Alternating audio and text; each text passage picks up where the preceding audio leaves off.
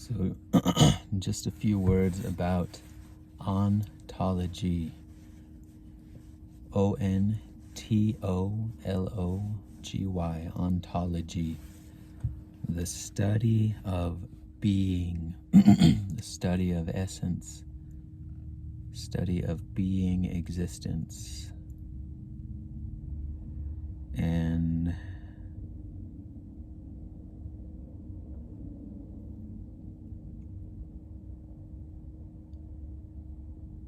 in a word, reality is pure ontos. I need to double check that. Ontos, the root, means spirit or being, but I'm just assuming it is, and I think I've looked it up. But at the deepest level of analysis, at the deepest level of contact, the deepest level of realization, being is all there is. There is only being. And see, within ontology, it's almost like it's a science of, there's some kind of implied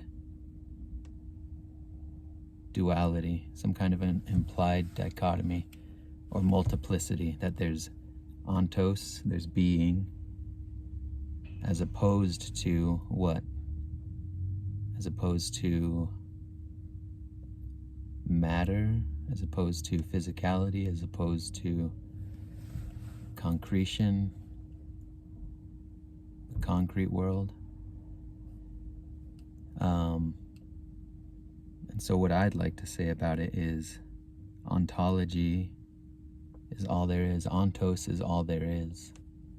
It's an ontology of one. It's not quite the right way to say it.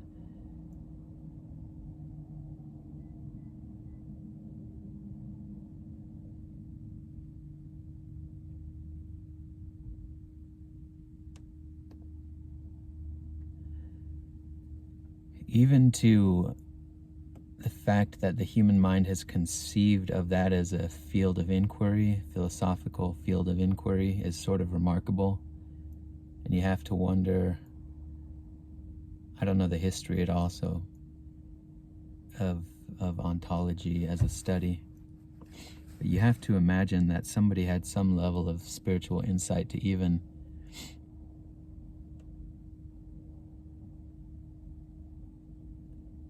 reify that, to even conceptualize that as something to study. But being is what is foundational. Being is the field, being is the ocean, out of which everything arises, emerges. It's the soil out of which everything flowers. But nothing is separate from that. It's as though being itself stirs within itself,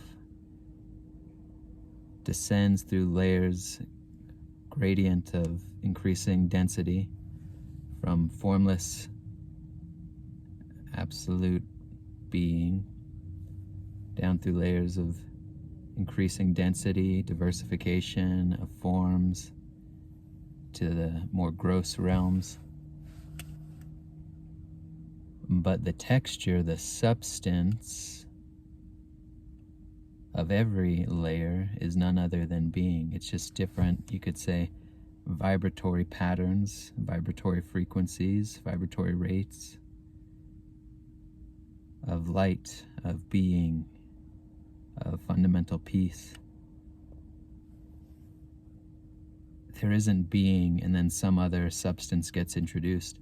Being permeates everything. Everything is being, but it crystallizes, it condenses into different forms. So it flattens out ontology. It flattens out that whole system when you see that, and you can directly apprehend, can directly touch that.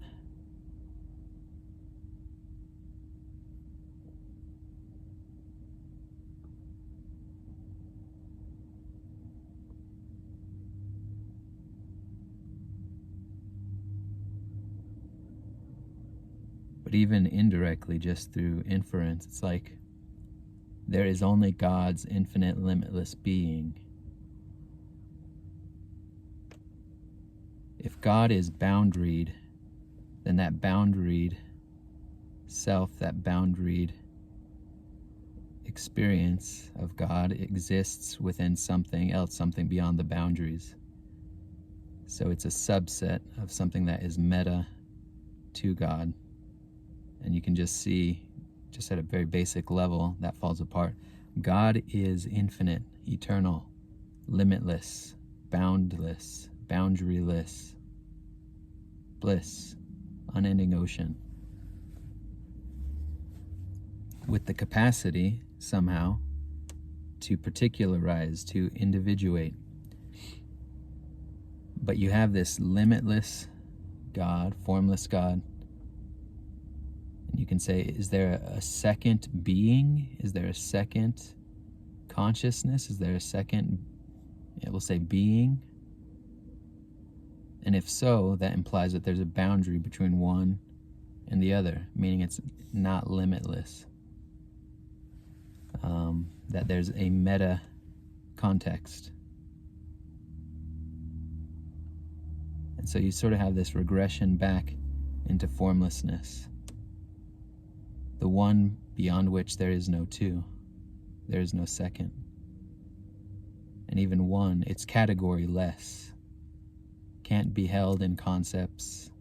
What is it? St. Thomas Aquinas or St. Augustine? Si comprendis non est Deus.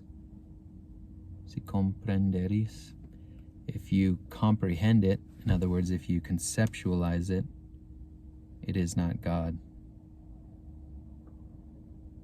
How could the King of creation, the King of the universe, how could that be held within the finitude of a human mind, within a concept? Now, I use concepts to point in that direction, but it's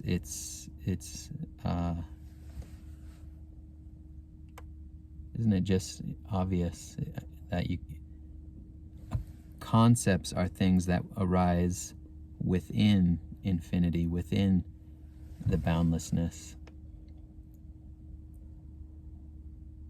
God is not a concept.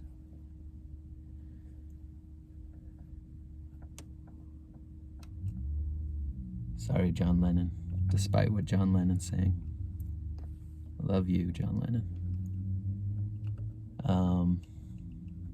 That's the one thing God cannot be, an object. God is eternal subject, let's say it that way, within which objects of creation emanate, arise, appear, dissolve, arise, dissipate. What remains and what is ever present, and ultimately what constitutes what remains and what is ever present, is God, beingness, ontos. And again, I hope I'm using ontos right. I need to look that root up, but everything that arises, all the waves that arise within the ocean, are still the ocean, just temporary forms.